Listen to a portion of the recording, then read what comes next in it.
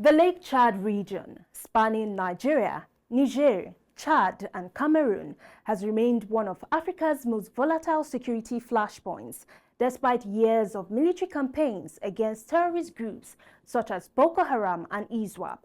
Although governments have recorded several battlefield victories, violence continues to claim lives and displace millions. So, why has achieving lasting peace become an almost impossible task? One of the biggest drivers of insecurity is the shrinking of Lake Chad itself. Over the past decades, the lake has dramatically reduced in size, depriving millions of fishermen, farmers and herders of their primary source of income. As poverty deepens, extremist groups find it easier to recruit frustrated young people with promises of money and purpose. Experts often say terrorism thrives where governments fail to provide opportunities.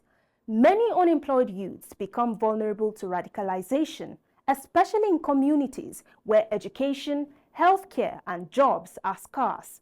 Another challenge is poor governance. Citizens often lose confidence in governments they believe have failed to deliver security and basic services. This trust deficit creates fertile ground for criminal gangs and insurgent movements.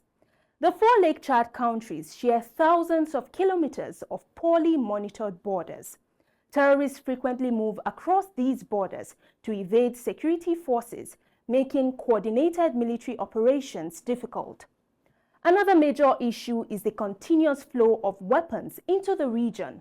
The collapse of Libya in 2011 triggered an influx of illegal weapons across the Sahel.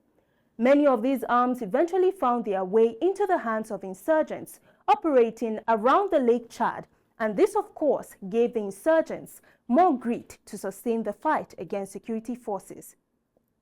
One big question that has remained on the lips of many is if indeed there is an end in sight.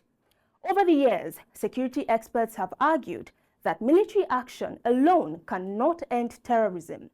Governments must invest in education, infrastructure, agriculture, and employment while rebuilding trust with affected communities, and the communities themselves must also be willing to partner with relevant authorities to protect the dignity and sanctity of their lands.